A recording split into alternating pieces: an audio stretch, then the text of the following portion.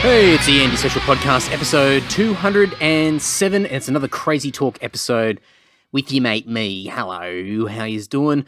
Sunday night here. What is the date? The 7th or 8th? No, 8th of March 2020. And what's been happening? Well, heaps of things globally. Geez, let's be newsreader Andy. The coronavirus is going gangbusters. That's not even the right word, but it's going crazy around the world, and everybody's getting swept up in the fever of it all, to excuse the poor choice of words.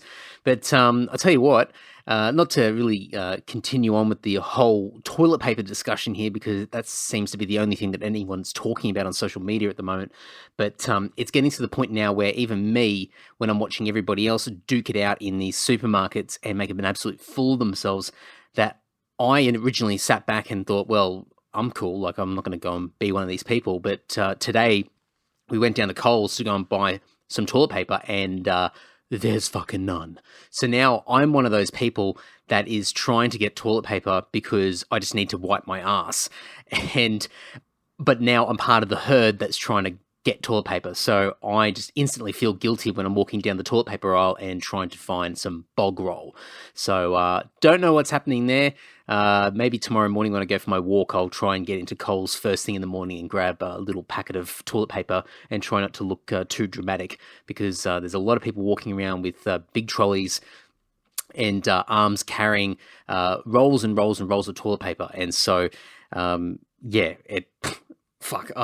anyway, there's enough commentary online about this whole debacle, but it is what it is. So we'll just keep moving forward. But I always say, and I've been saying this for a while, if you had shit on your hands and you had to clean your hands, you wouldn't get a piece of paper or soft tissue paper and just wipe it off and get on with your day. You would go and wash your hands. So the fact that we even still use toilet paper to wipe our asses is pretty incredible, really, because we're all walking around with dirty assholes. So the really hygienic people out there are using bidets and splashing a bit of water up their ass, and maybe that's the way to go. You know, the Japanese are just sitting over in Japan, just laughing at us, going, "You dumb fucks!" Like, maybe this is the time. So I think, speaking of time, I think it might be time for me to invest in some bidet shares of some sort. I'll go and invest in Toto. Any people that have been to Japan before, Toto toilets are the bomb. So, maybe I need to invest in that company, because that could be the point of going in a different direction for Western society, is to get rid of wiping paper and smearing shit around your asshole and actually using some more cleansing, hygienic options. So anyway, we'll see what happens there. One thing I have noticed with this whole coronavirus thing is that things are getting cancelled left, right, and centre. There's already been, I think, Lacuna Coil for Download Festival cancelled their appearance at Download. That's I think they've been replaced by the Bronx now. So that seems to be continuing on, but I'm a little bit, I don't know what's going to happen with Download. I've got a feeling this is not the end. I think there's going to be something else big happening with this festival, but it's only a couple of weeks away, so fingers crossed. If anything bad's going to happen, it should be happening now, not within the next 2 weeks. So, but I've noticed in Southeast Asia, a lot of tours are being cancelled. So after Whitesnake and Scorpions departed Australia, they went to Indonesia. They played Indonesia, they played Singapore, and then they cancelled their Japan leg and went home. And I know Slipknot cancelled their entire Southeast Asian and Japan tour, which pretty much crushed probably the economy in Southeast Asia, given how many people they pulled to shows. But I know the Hammersonic Festival got postponed to January 2021, so January next year. That's in Jakarta, Indonesia, and Slipknot was one of the headliners there. I think there was Knotfest in Japan, so I think that's being cancelled, I assume. I don't know. I just saw that Slipknot cancelled, but I assume that the whole festival is being cancelled. And I think there's more to come. I know, I think, who was it? There's another band that cancelled their European tour, an American band. Is it Sons of Apollo? Is that the name? Anyway, with Jeff Scott Soto and Billy Sheehan and Mike Portnoy and all that, they cancelled. Is the other guy Buckethead? Whatever his name is. Anyway, whatever. You guys know what I'm talking about. They cancelled their European tour. I'm pretty sure it was them, just because of not so much the virus itself or the risk of it, but the logistical nightmares around it we're getting stuck in airports, or governments in respective countries just shutting down access to venues and just basically just stopping everything. So physically not being able to tour, not just a preference to go, oh, hey, I'm a little bit worried about this flu. It's like we physically can't do it, and it's not going to make sense. We're going to lose a lot of money. So bands are starting to look at it from that point of view, going, it's just not worth touring. So I reckon, guys, like, get ready. I think there's going to be a lot more cancellations out there. A lot more tours are going to be postponed or cancelled indefinitely, and it's going to shake things up big time. So very interesting to see what happens globally. And I don't think people really understand what potentially is going to come out of this. And a lot of this is coming out of sheer panic. So, all you fucking dropkick fucking morons that are going out there and raiding, supermarkets for toilet paper and things like that, you're just feeding the panic. And it's just absolutely incredible to watch how people are reacting so poorly at the beginning of this. I'm trying to think of a word that's not crisis, because it's not. It's turning into a crisis because of the human behavior, not the actual flu itself. So imagine if we had a real problem, like a real problem. Imagine, I don't know, like nuclear warfare, like something like catastrophic, meteorites like smashing into the earth, and the apocalypse, whatever it might be. And we're already panicking like it's the end of the world now. And it's just, oh man, it's scary stuff. So the economy is going to be down. I think these are the times where many people get rich. So keep your eyes out. Maybe there's some opportunities out there to make some money, and do it the right way, by the way. Don't take advantage of others. But whenever the market's down, there's always room to see some opportunities. So keep a lookout, because it's a very unique time in the world at the moment, and I don't think things are going to pick up anytime soon. So we'll see what happens. Speaking of cancellations, Melodic Rock Fest. A bunch of fucking morons just completely asked that whole festival down there. So if people don't know, Melodic Rock, the guy behind that, he has had this amazing website which turned into, and was like a webzine sort of thing, and had always sort of showcased a lot of melodic rock and AOR bands from around the world, old school bands from like the 80s, and rejuvenating their careers, but also modern melodic rock bands from around the world. And he was really championing this genre of music, that had often been neglected, especially after grunge and alternative rock came in. A lot of these bands sort of got forgotten. It was a little bit of a dated sound, but there's so many amazing bands globally, and I'm a massive melodic rock fan in general. But the website and the blog and everything that he had, I think it was a reviews sort of website, manifested into a tour, like not a tour, but a festival that happened every year. And I think it always happened in Chicago. I don't know whether he did one in Europe as well. I can't remember, but people would travel all across, like from every corner of the globe, to these festivals. And finally, after years and years of doing it, they finally decided, well, we want to do one in Australia. But the guy behind Melodic Rock sold Melodic Rock Fest, the branding, the name, to these guys in Melbourne.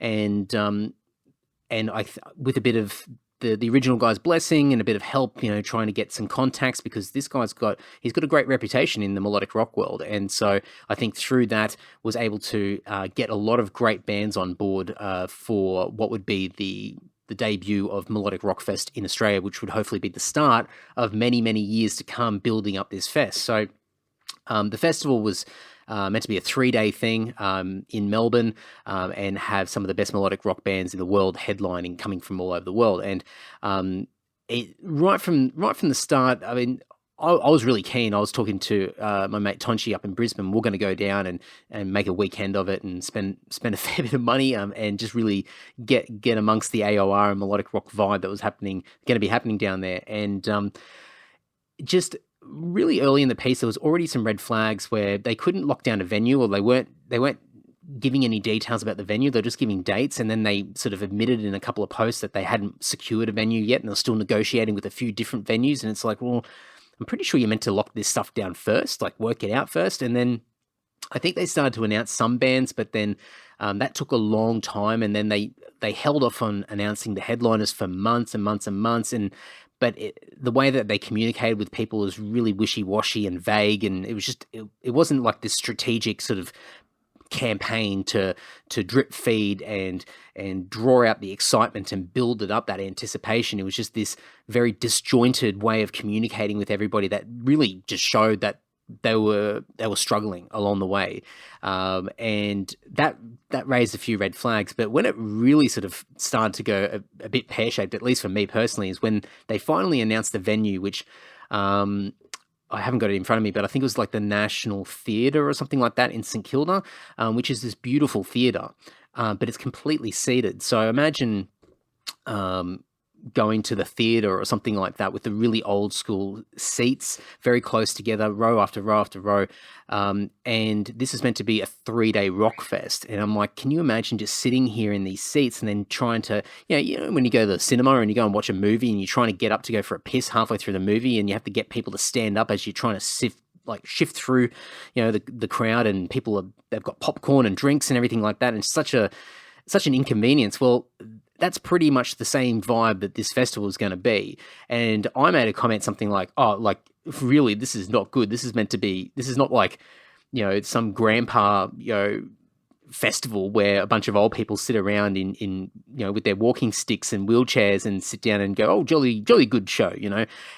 This is not good. Like, who's going to sit on their ass for 3 days and then try and, you know, navigate a crowd and get in and out and go to the bar, et cetera, et cetera. And I'm pretty sure the guys like responded to me, but they were responding to a few other people, and the tone of their responses was more or less, if you don't like it, don't come. And I thought, oh man, that's not professional, you know. It's not good.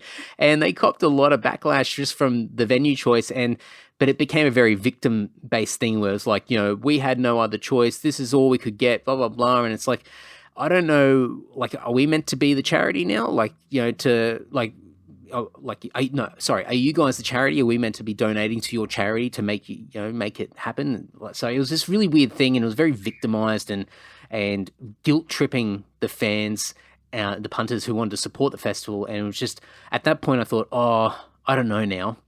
And so I thought, well, maybe I'll wait for some of these bands to do sideshows. And if they do, because at the point in time, I think it was pitched as all these bands were coming into Melbourne and only playing Melbourne and then leaving. So I was really on the fence about it because I really wanted to see some of the bands. In particular, the band that I wanted to see was FM, this British AOR band that had a bit of a heyday in the late 80s, a couple of, you know, small hits, but really sort of popular in that AOR underground world. And for me, like, a band that I would absolutely love to see, and never thought I'd ever get to see them unless I was, you know, in the UK or in Europe somewhere and they're playing a festival. And so for them to come to Australia, I'm like, oh man, this is a real great band to see. And so I was waiting for sideshows, and then they started to drip feed a few sideshows, so I started to get a little bit excited about it. And FM, luckily, announced an additional Melbourne show, but also Sydney and Brisbane. And I thought, bam, now my decision is nice and clear. I'm just going to go to the FM show in Sydney, and that's it. And then Kip Winger, I think, announced his side shows, and so I thought, well, Kip Winger will be another good one, so I'll see him as well.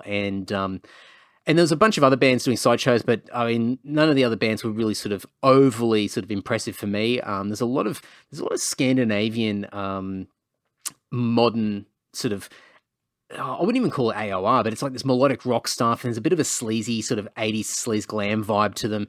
Bands like who is it? Reckless Love and Crazy Licks and there's a few others, and they're good, but they're just for whatever reason just doesn't hit the spot for me. So there's a bunch of those bands on the bill. There was also Eclipse. I think they're from Sweden. They're not too bad. I don't mind them. But and Firehouse was headlining the whole show, which were like one of the last bands to be announced, one of the last headliners. And the way that they announced it, or they leading up to the announcement, was that basically they went for a whole bunch of other bands and they all pulled out or all couldn't get it over the line. And so it was almost like, well, we managed to grab Firehouse, and it was almost like they totally anti-climaxed the whole thing for the punters because they were way too. I'm all for transparency, but it was beyond being transparent. It was just like this whole woe is me vibe, and everybody that was, you know, waiting for the updates was they were already let down before the announcement came. So it was just this weird thing. And luckily for me, I've seen Firehouse in Singapore a few years ago, and like absolutely amazing band, like really, really good live. Can absolutely smash it. Great show.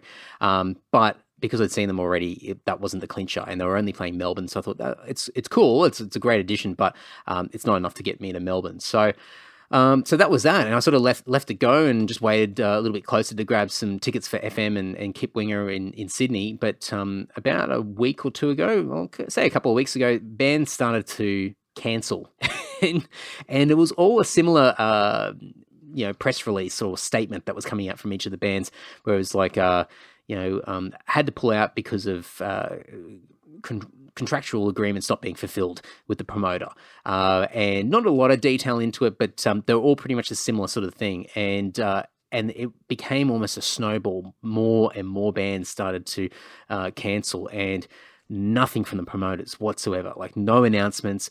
That basically the fans were working it out from the bands on the festival, from their posts, and then posting on Facebook onto the festival page going, what's going on, and the promoter's not doing anything, at least not articulating anything or acknowledging it or anything like that. And so straight away you're losing people's trust instantly. All they need to do is put a quick acknowledgement, hey, we're looking into it, we're trying to work it out, stay tuned, and just do a few of those posts just to keep people connected and knowing that they're being acknowledged. But nothing. And then when they did post, it was this really disjointed, distracted sort of post that had nothing to do, or just not acknowledging the building crisis that was happening. And it was, look, I must say, incredibly entertaining to watch it just fester the way that it did, and just blow up into this absolute train wreck, this absolute debacle. Because if you want to get a lesson of how not to hold yourself or handle yourself in a public forum, especially if you're dealing with, basically, it's customer service, and it was just everything to not do in the world of customer service these guys did. It was just error after error after error. It was just this hole that they continued to dig. And then there was a few posts where they started to blame poor ticket sales, which was the worst thing to do, because basically you're shifting the blame onto the punters. It was their fault that the whole thing fell apart, and naturally the reaction was absolutely horrific. Like, people just went after the throat to say, how dare you, and I kind of kept quiet for most of it. I usually like to get amongst these things and throw my 2 cents worth and duke it out. But I thought, no, I'm just gonna follow along and read the post, and a lot of other people were doing the same. But when FM finally cancelled, that's when I just went, nah, this sucks. Because what happened was, I think it was on Friday or something like that. It was like a day or two before the festival was meant to kick off, and they pulled out, and they made this long post basically saying that the side shows were cancelled without them even knowing. The venues cancelled them. No, the promoter didn't even contact them. They just saw that the side shows all got cancelled, and the responses that we'll get from the promoter were really vague, no information, no communication whatsoever, and they were coming from the US, and it was just way too much risk. They didn't know what they were coming into, like a lot of the bands that cancelled, same sort of story, and they said, we've had no choice. And then the festival put a post up saying, due to the late announcement of FM pulling out, we've had to revise what ended up being sort of a shell of what the festival was. And I'd had a couple of beers on Friday, and I wrote this like just overly emotional post, which is somewhere on their Facebook page, but it was something like don't you dare blame or imply that this is FM's problem. This is not the band's problem. This is not the fans' problem. This is your problem. You've caused this. Like, you didn't do your homework. You didn't do this properly. You didn't handle yourself properly. Do not shift the blame or imply that it's anybody else's fault. FM, pulling out the last minute is not their problem. That's them trying to do the right thing and trying to make sure that hopefully at the last minute things work themselves out. But and I just wrote this post, and then I tried to walk away from it. It was just this like train wreck. It was me just getting, had a few beers under the belt on Friday and just let loose. So not the worst post in the world that I've done, but certainly not the best one. So it is what it is. But the festival ended up reducing from a 3-day festival There was meant to be, I believe, Friday, Saturday, Sunday, down to Saturday only, and it moved to a different venue because the venue even cancelled because I don't know, they weren't getting paid, or maybe they lost confidence, and so they just issued refunds to everybody that purchased tickets directly from the venue. And once again, the promoter didn't even acknowledge that the venue had cancelled or sent these emails out to all the people, ticket holders, saying that the festival's been cancelled. And it was only later on, after a lot of noise from the punters, that finally they acknowledged that the venue had cancelled, and they were trying to find another venue. And I think it ended up being at the Croxton Band Room, which is actually a pretty good venue. And they probably should have just done that from the beginning and just done a one-day festival, which what it ended up being. So it ended up being Saturday. I think Reckless Love ended up headlining, and then who else was on the bill? Enough's Enough. One of the ladies from Vixen, I can't remember her name, Janet someone. I've only know a couple of Vixen songs. Kip Winger was on there. And then there's a few Aussie bands that were still in there. A few Aussie bands pulled out as well. They just had no confidence whatsoever. I can't remember who ended up remaining. There wasn't many left. But it's what it should have been in the first place. They should have done a very sort of, not lukewarm, but they should have done a very safe version of the festival for their first year, because I think people would have been so excited that this is the beginning of something great, and they would have got behind it and traveled down for a Saturday, and book accommodation and make a party of it and be a part of the Melodic Rock Festival that would no doubt up the ante in year 2, year 3, year 4. And they should have just done that. But no, they went from 0 to 100, 3-day festival with all these acoustic sideshows and VIP packages. People paid I think for 3 days, it was way over $300. I think it was, I can't remember what it was. It wasn't overly expensive when you looked at the amount of bands playing and what was going on, but it was a lot of money. And then they had VIP packages, which were just really, really expensive. But apparently they sold quite a few of them. So lots of people out of pocket, lots of people asking for refunds. And even as of tomorrow, the promoter's saying on Monday, being tomorrow, that they will start issuing refunds. And everyone's like, why are you issuing refunds after the festival's meant to happen? And so people are very suspicious. So there's a lot of money still up in the air. So it'll be interesting to watch. So by the time this comes out, go and check their Facebook page and follow the show, because oh man, it's crazy. Oh, the other thing they were doing, they were deleting posts as well, which was just like the worst thing to do. Like just removing people's posts of people venting and carrying on, and it's just, oh man, like everything you could do wrong, you just did wrong. So yeah, follow that along. That'll be very interesting to see what comes of that. And the most frustrating thing about this is that it's just, once again, another example of a bunch of fuckwits who are just making it really hard for Australian punters, the Australian music scene, Australian booking agents, promoters, venues, etc., trying to bring these amazing bands to this country, and bands that already are potentially high risk because they never had the popularity that they have had or have in, say, either North America or Europe or parts of Asia. Australia is really a tough place, and a lot of these bands have never had the chance to come out to Australia. So, not only bands on their own being a risk, but to load up a festival like that with so many bands like this is just so oh man, and not much of a risk assessment was being undertaken with this festival. So it just sucks, because the amount of press that this got, bad press, just makes it so much harder to convince bands in the future to come out. And there's going to be, in a way, the silver lining is that there's a lot more due diligence for promoters that they're going to have to demonstrate to convince people to come out here. And you just hope that bands are not as what's the word? They're not as trusting in future.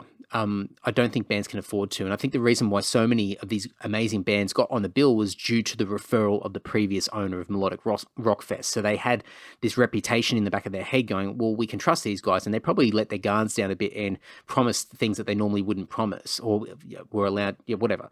So, and that's probably why it went the way that it did. But man, it's very embarrassing for Australian music to see this absolute fucking train wreck of a festival. Well, what wasn't even a festival in the end of it. So yeah, very interesting to see what happens. I think Kip Wing is still playing on Tuesday or Wednesday night, I believe, in Sydney. So I will play that one by ear and see what happens. I believe, well, actually, no, I won't say that because don't worry. Somebody mentioned something that may or may not be happening, but I realized that was with confidence. So probably not best to say those types of things on a podcast. Keep forgetting that there's people that listen to this. So anyway, who knows? There's lots of things that could be happening still with the aftermath of what the Melodic Rock Fest has or is not, or what it is, or what it has been. But yeah, hopefully I can see Kip Winger on Wednesday night in Sydney. I think he's playing at the factory floor. And that's a weird one, actually. So tickets are like $70 to go and see him, which is not bad. Like, there's no issues. But originally the lineup was meant to have Paul Lane, who was in Danger for a while and has done a bunch of solo stuff previously, like, really popular singer in the AOR melodic rock world. And he was the first guy to actually pull out of the whole festival, and then it sort of went from there. But he was meant to be on the bill as well. And so Kip Winger was doing double bills with other artists from the festival in other cities. And when the second artist pulled out, tickets got slashed to like $30, but Sydney's is still 70. So I don't know what's going on there. So I might have to keep an eye on that because it's not that I don't value Kip Winger. I mean, he's definitely worth $70, but at the same time, if everywhere else has got discounted tickets and Sydney's not, and Sydney's had somebody in that lineup pull out, then what the fuck, and it's a weird one. So anyway, we'll see. But hopefully I get to see Kip Winger play. Last time he came out was 2007, I think, with Winger and Rat, which was really, really good. So it's been a while. So hopefully I'll get to see that. So we'll see how that goes. Drama. I was meant to go to Frankie's last week, and it got to 9 o'clock when they usually start the Frankie's house band, and it's about I'd say it's about a 20-minute walk from my place to get over to Frankie's, and I thought I'll leave here about 8:45 or something like that, and it got closer to 9, and I was just tired. I was way too tired. And then I got really upset with myself because I thought, man, like, I should be hanging out with these great guys, these rock musicians, and go to a rock club, and I play in a band sometimes as well, and it was 9 o'clock, and I'm just going, man, I am so tired. I do not want to go out, and I went to bed. And I was like, oh, maybe I might try again next week. So I'm going to give it another shot. I'll see if I can go tomorrow night. I don't know. We'll see what happens. Maybe I need to smash some caffeine or something like that as soon as I get home and just really get peaked up before I go out. But anyway, I still love the idea of going. I love the idea of going down on a Monday night and sort of scheduling that into my week. But I think this might take a little bit more strength than I originally thought, because I'm so used to going to bed early like an old man and getting up at 4:30 in the morning. And anyway. Let's try that again. What else is going on? I've got a new social newsletter mail out that's going to come out this week. I think around the 12th, I think, maybe. I actually haven't drafted that one or put it together yet. So there you go, on the to-do list. So hopefully later this week, you guys will get another little update email from me. But really looking for feedback from the first one, and obviously when the second one comes out. So if there's things that you think would be really good to include, let me know. Happy to get your feedback and build something, because it'd be cool to make it a little bit interactive and something that's actually exciting and interesting to open up. I want it to sort of, motivate people to actually want to open it up. So work in progress, but I'll have a few things to dump in there and share with everybody later this week. I think it'll be a little bit shorter than the first one, but anyway, I don't know. I'm just thinking of on the fly here, so we'll see how we go. Now, I had last week and the week before, I was talking about doing things for me and doing giveaways and stuff like that. So the last couple of weeks, I've been telling people get onto Apple Podcasts or onto Facebook, on my Facebook page, the Anti-Social Podcast Facebook page, and leaving a review on either of those pages, and I would do a giveaway.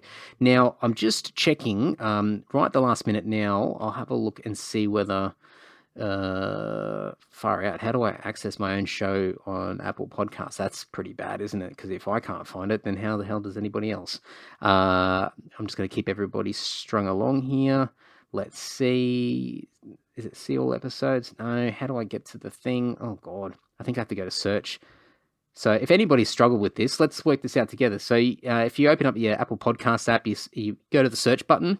Even though you already got the show in your library, you can't view the reviews or rate from what I can see. I could be wrong, but if you go to search, then you find Antisocial Podcast, then it comes up with the reviews. And then I think if you click more, then... Oh, God, no, it shows every single episode. Oh, there you go. All 206 episodes are there. Shit, how do you... Oh, this is not easy, is it? I've been telling everybody to do this for me, and I can't even do it myself. I've done this before. Oh, I know. Okay. So just go to your library, click on the podcast, and then scroll down so you got previously played episodes, see all episodes, and then further down you got your ratings. So it says 37 ratings, and there's no new ones. So fuck. Can someone go in there and give me a new review? Because the last one that went in there was this moron from August last year who gave me a 1 star because he wasn't happy with the category that I selected for my podcast. Like someone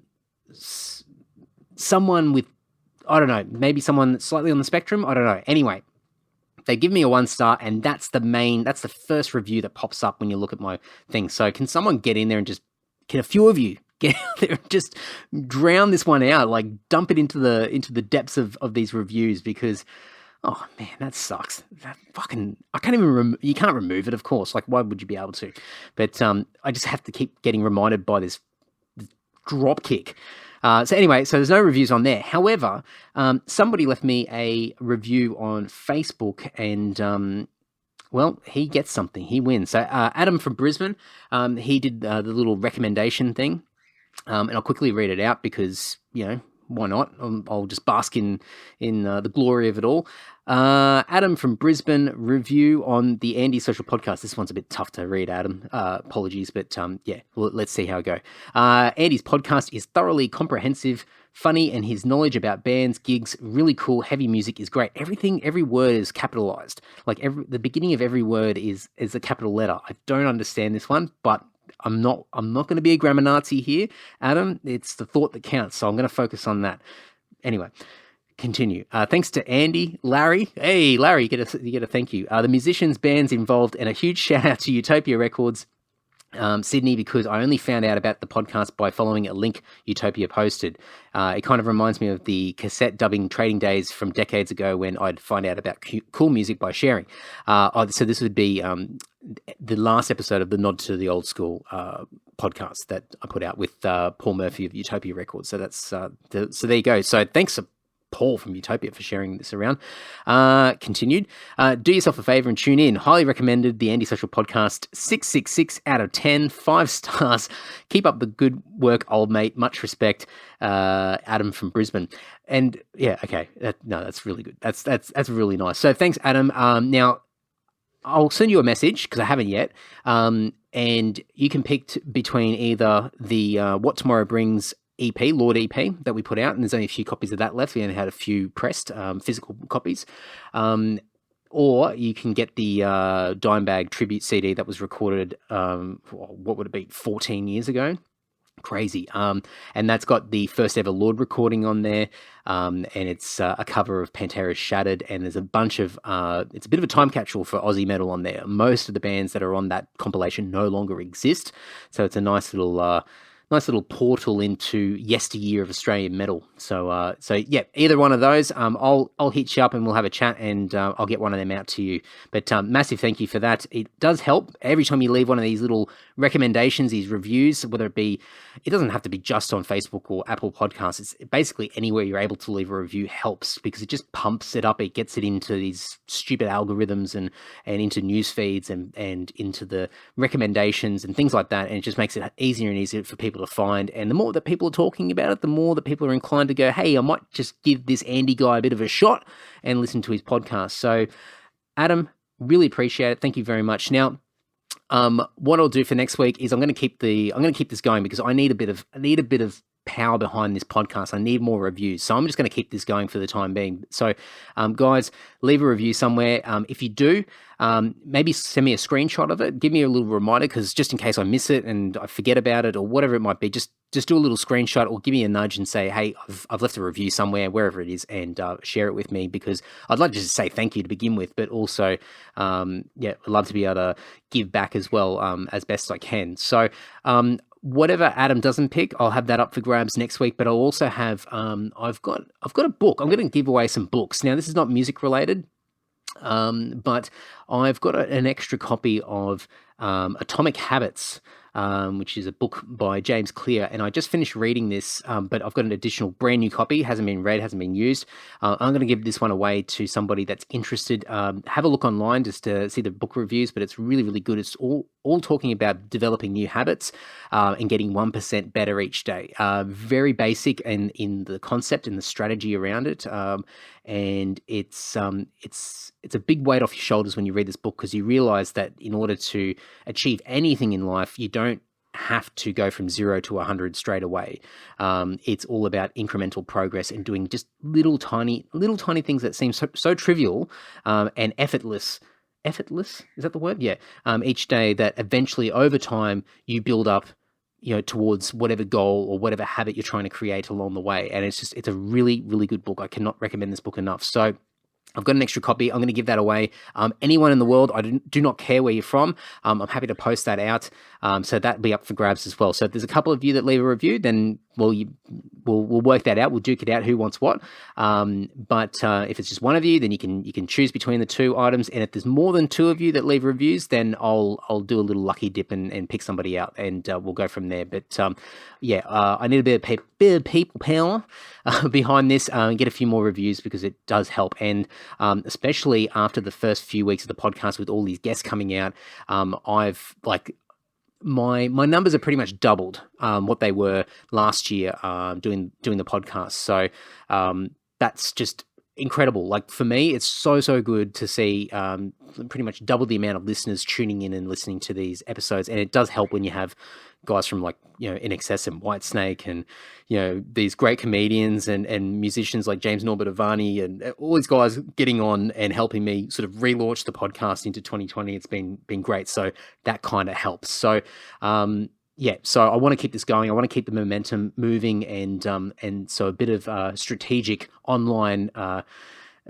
social media love, or whatever it might be, and reviews, etc., ratings, and all that sort of stuff does help get the podcast out to more people. So please, if you've got a couple of minutes, just even you can just write "it's good" or whatever with 5 stars, or not even 5. Just give me 3, give me 4 or something like that. You don't even have to put any effort into it. It's just it's a couple of clicks. So whatever, I'll leave it with you guys. But there's some stuff up for grabs for the people that do make the effort, and I do appreciate it. So once again, thanks to Adam for hooking that one up for me. Now, speaking of guests coming up, and I'm getting a few messages coming through at the moment, so I'm just trying to just make sure I don't miss anything here, because there's some messages coming through on my Facebook page. So I thought it might be quite good if I can timely acknowledge any of these.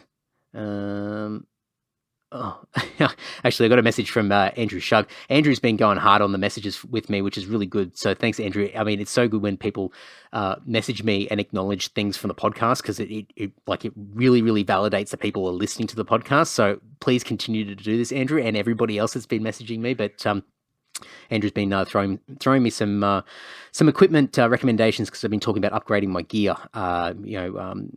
for this year. So he's given me some tips and some ideas of some stuff. So I'm pretty fixed on getting some SM58s, but Andrew's giving me a bit of a pitch here to get the Rodecaster Pro. So I'm not going to rule it out. I have to go back and have a bit more of a look. But he's written, and worth the investment now that you've moved up from the eco shopping bags. So eco, I think we mentioned that in the Daniel Towns episode. So thanks, Andrew. So I will look into that. I do promise. We'll see what happens there. I just saw a couple of messages pop up then from him. Now, speaking of guests, spoiler. So fast forward, a few minutes if you don't want to know who's coming up this week. But this week I've got Mark Davis, who used to play for the Adelaide 36ers. He's a bit of an NBL basketball legend. Don't know how many of you out there. There's a few of you guys that are basketball fans, so no doubt you'll probably know of Mark or have seen him play over the years. But I grew up loving basketball, as many of you know, and growing up in Queensland, I used to go to a lot of Brisbane Bullet games, and Mark Davis was one of the many larger-than-life characters, these players that would come through and play against the Brisbane Bullets, and I'd be in awe of these people because they were just so far removed from what I was used to growing up in Queensland. And majority of my youth growing up was in rural Queensland, living in Cunnamulla and Emerald and Rockhampton before moving back to Brisbane. And so seeing these massive, like huge players, and a lot of these guys coming from the United States as well, it was another world. It was so fantastic and exciting. So, and getting to meet some of these guys as a kid was just awe-inspiring, and I've got like a little signature book lying around somewhere and some posters that were signed. I've still got them lying around. So Mark Davis was one of these guys. So when he come through town and play the Brisbane Bullets, and he was playing for the Adelaide 36ers, it was really, really cool. So he is on a long list of NBL players that I want to get on the podcast over time. But I was going to Adelaide earlier this year, and I knocked out quite a few podcasts that will be drip fed out over the next couple of months. But Mark was one of these guys, and so I had about 3 or 4 big sort of, in my world anyway, big historic Adelaide 36er legends. And the other guys will eventually be on the podcast, I'm pretty confident. But Mark was available, and we met at a cafe in Glenelg, which was really, really nice, but oddly, like very weird, because when I met up with Leroy Loggins from the Brisbane Bullets years ago, I think that was episode 92, I think. So you can go back and listen to that one. We met up at a food court, which is like in the suburbs of Brisbane, like on a Sunday morning at like 8 o'clock in the morning or something like that. It was really, really odd. It was just such a surreal, weird experience, but ultra cool. Like it was just like the little kid in me would go, who would think that you'd actually do this? Like so it's the same sort of deal with Mark Davis, and going to this little Italian cafe and having a coffee and sitting down and having a chat to him was just really odd and fun and surreal, and just really, it was such a good experience. One little disclaimer though is that there was so much background noise. I was so swept up in the fact that I was there with Mark Davis, and he wanted to sit in a particular spot, which I'm sure that if I gave him an alternative, he wouldn't have even hesitated. But I was just like, basically, whatever you say. Like I was so sort of on edge, and I just wanted to make it work. I wanted him to be comfortable and happy, and I was just going to go with whatever he said. And I just didn't even think about how much the noise could potentially impact this podcast. So there is a lot of background noise. I've flicked it off to TY. He's going to do some wizardry in the background and bring down some of the levels. I've listened back to the raw audio. I think if you can get past probably the first maybe minute or two, then you tend not to pay as much attention to the background noise, and it's pretty clear. Like you can hear us talk, and it's not hard to hear us. It's just there's a bit of, let's just call it ambience in the background. So I think TY will do a pretty good job, and it'll sound a lot better than the raw audio itself. But yeah, just a bit of a disclaimer there. But I think the lesson that I learned from that is really being mindful and being in the moment, and just being confident to go, hey, absolutely, we can do it there, but it might actually work better if we do it here instead, and moving to a slightly quieter location, which would have worked better. I should have just dictated it a little bit more in a gentle way, but I was just so swept up in the moment. I was just so excited that it was Mark Davis, and I was like, oh, whatever. Fingers crossed, this all works out later on. But yeah, incredibly cool guy, and I think I mentioned it in the podcast itself. But you know, these guys were just really intimidating characters. You know, these larger than life characters. I mean, larger than life. I mean, these are 6 foot plus dudes from the US. You know, and just, you know, when I got to meet some of these guys as a kid, it was just so intimidating because I was such a short little fat kid, and these giants around me. But on the floor, there were these dominating characters, and they had these personas that they really pushed out there at the time, these storylines, these narratives, which are really cool that you find in sport.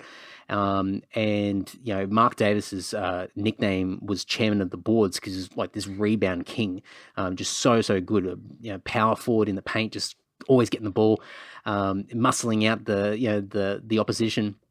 But you meet this guy and just the coolest cat, like so nice, so chilled, so humble, and so gracious. And he was just so like, at least the way that he put himself out there is that he was just showing so much gratitude to me, to meet up with him and have a chat. And he was just so happy. And I was just feeding off it. I was just like, oh, it's fantastic. And he, like, we spoke more about just catching up at some stage down the track next time I'm in Adelaide. He's going to try and hook me up with some of his friends that he was in the league with over the years. So hopefully that opens a few more doors up. And I actually I really like the guy. Like it's sort of like, oh, I want to be friends with this guy. So, and the way that he, anyway, I was totally getting swept up in the moment, and it was fantastic. And that's one of the cool things about this podcast, where it becomes, and there's been many people over the years where some people just go and you don't really get in contact with them again, or they don't really converse any further after the podcast has been done and put out there. But others have stuck around, and I've built some really good friendships with some of these people, and I've met up with them at other occasions in my travels, and it's been really, really cool. So hopefully Mark Davis is another guy that hopefully I'll have a bit more of a longer term sort of relationship with, along with a lot of other people that I've been able to fortunately meet from the podcast. And and a few of you guys have been going back and listening to some of the old episodes, and you keep telling me, like, you keep promising that some of these guys are going to come back for a round 2, and haven't quite got there yet. So yes, maybe I need to start doing that as well. Mark Davis is going to be this Thursday night, and I'm trying to think who else. I think Cam Knight might be the week after. So we'll see how that goes. I can't remember exactly the order that I've got, but I think I recorded about 6 or 7 podcasts in Adelaide, and I haven't put any of them out yet. So Mark Davis is the first one, and then the rest of them will be coming later on. So any of you people that I know that were recorded for the podcast that might be listening into this, hang tight. Those episodes are going to come out soon, so I'm not neglecting you. Haven't thrown them in the bin. They're great chats, and I'm looking forward to sharing them. It's just we hit the ground running, and there's a lot of episodes. It was a good problem to have. Way too much of a backlog, so I've even slowed down the amount of recording. I think I mentioned that in a previous episode. Anyway, I think that's about it. I wrote down, what else did I write down here? Let's have a look, just a quick look here. That's enough. That's more than enough. Just a bit of housekeeping before we wrap up. I mentioned before the giveaways, so I'm going to give away Atomic Habits by James Clear, that book, and also either the Dimebag Tribute CD or What Tomorrow Brings. Actually, I've got an extra copy of both, so whatever. They're all up for grabs. Just depends on how many of you guys leave a review somewhere and let me know. Then we'll divvy out those gifts next episode, next Crazy Talk episode. You can support by doing a bit of social media love on all the platforms. Twitter's really good. That's been pumping quite a bit, or popping, or whatever the word is, over the last 12 months or so. I use that quite a bit, actually, and it's been really good networking tool to build relationships with other people in the industry or other people I find interesting. And I've actually been able to get a lot of podcasts happening out of Twitter. So if you're on Twitter and you're connected with me or not yet, get connected, and if you can retweet or like any of those posts or comment on any of them, that's massive. Same with Facebook, the usual stuff, tagging, liking, sharing, etc., etc. Instagram's good as well. Any of that kind of stuff can go a long way. You can donate to the podcast by going to paypal.me/Andy Dowling Official. It's also on the andysocial.net website as well. You can just click on the button there. But that's a great way to support the podcast and build some funds for me to upgrade some of this gear that we've been talking about as well, and do a few more things. So I've got lots of ideas. It's just a case of slowly building up the funds and slowly replacing things or adding things, and we'll get there. We're playing the long game here. So lots of stuff happening there. So you can donate there. AndyDowling.net's the best place to go if you just want to learn about me. All the social media handles are there. I'm pretty much on almost all the platforms. All the podcasts are there. So Andy Social, you can go back and have a listen to the first 2 seasons of Self Starter. Nod to the old schools there, that 10-part series. That's still going really well. That keeps the episodes must be popping up in different places on the internet, because I'm seeing these spikes here and there at really random times. So the gift that keeps on giving, so that's good. And also, if you want to check out our band Lord, of course, you can click through at andydowling.net, but you can also just go to lord.net.au. Use the code AndySocial, you get 15% off anything on the Dominus Records store, but in particular Lord as well. So there's a little discount for you fellas and ladies and peoples. So there you go. That's enough. I think that's enough. Okay, so yeah, Mark Davis this Thursday, and there'll be a new social newsletter going out later this week as well. And yeah, thanks for listening. All right, catch you later. Bye. Larry.